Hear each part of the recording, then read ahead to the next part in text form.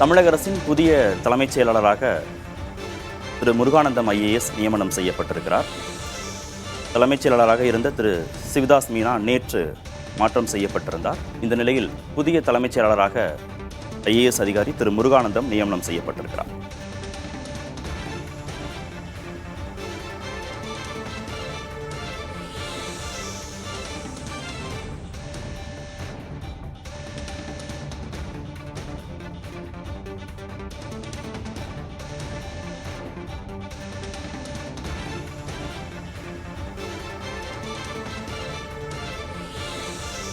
செய்தியாளர் ஸ்டாலின் இணைந்திருக்கிறார். ஸ்டாலின், ஏற்கனவே எதிர்பார்க்கப்பட்டதுதான் திரு முருகானந்தம் தலைமைச் செயலாளராக நியமனம் செய்யப்படுவார் என்று. அந்த அடிப்படையில் இந்த நியமனத்தை எப்படி பார்க்கலாம்? நம்ம நேற்று இந்த செய்தியை பார்த்துட்டோம். அதாவது தலைமைச் செயலராக இருந்த சிவதாஸ் மீனா தமிழ்நாடு ரியல் எஸ்டேட் ஒழுங்குமுறை ஆணையத்துடைய தலைவராக நியமிக்கப்பட்ட பின்பு புதிய தலைமைச் செயலராக முருகானந்தம் ஐஏஎஸ் நியமிக்கப்படுவார் என்ற அந்த செய்தியை நம்ம நேற்றே பதிவு செஞ்சிருந்தோம். புதிய தலைமுறை பதிவு செஞ்சிருந்தோம். இந்த நிலையில இதுக்கான அதிகாரப்பூர்வ தற்போது தமிழ்நாடு அரசு வெளியிட்டிருக்கிறது. புதிய தலைமைச் செயலராக முருகானந்தம் ஐஏஎஸ் தற்போது நியமிக்கப்பட்டிருக்கிறார்.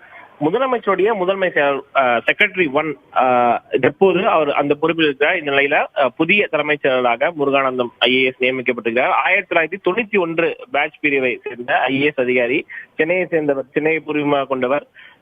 சப் கலெக்டராக சார்பு ஆட்சியராக திருநெல்வேலியில தன்னுடைய பணியை தொடங்கியவர். பல்வேறு மிக முக்கியமான பொறுப்புகளை வைத்திருக்கிறார் கார்த்திகேயன். மிக முக்கியமாக நிதித்துறை செயலாளராக இந்த அரசு, திமுக அரசு அமைந்த பிறகு நிதித்துறை செயலாளராக 2 ஆண்டுகள் பணிபுரிந்தவர். அதற்கு முன்பு கடந்த ஆட்சி காலத்தில் பார்த்தோம் அப்படின்னா தொழில்துறை செயலாளராக பணிபுரிந்தவர். அப்போதுதான் அந்த ஜிம், அந்த உலக முதலீட்டாளர் மாநாடுலாம் அப்பதான் நடத்தினாங்க. இந்த நிலையில பல்வேறு மிக முக்கியமான பொறுப்புகள், டிரான்ஸ்போர்ட், அதே போல அர்பன் டெவலப்மெண்ட் உள்ளிட்ட பல்வேறு மிக முக்கியமான துறைகள்ல செயலாளர் பொறுப்பை வைத்த முருகானந்தம் ஐஏஎஸ் தற்போது தமிழ்நாடு அரசுடைய புதிய தலைமைச் செயலராக நியமிக்கப்படுகிறார். ஏற்கனவே எதிர்பார்க்கப்பட்ட ஒன்றுதான். கடந்த சில மாதங்களாகவே இந்த அறிவிப்பு வரும் என்று எதிர்பார்க்கப்பட்ட நிலையில் நேற்று மாலை தலைமைச் செயலராக இருந்த சிவதாஸ் மீனா மாற்றப்பட்ட பிறகு தற்போது புதிய தலைமைச் செயலருக்கான அறிவிப்பினை தமிழ்நாடு அரசு வெளியிட்டிருக்கிறது. நன்றி ஸ்டாலின்.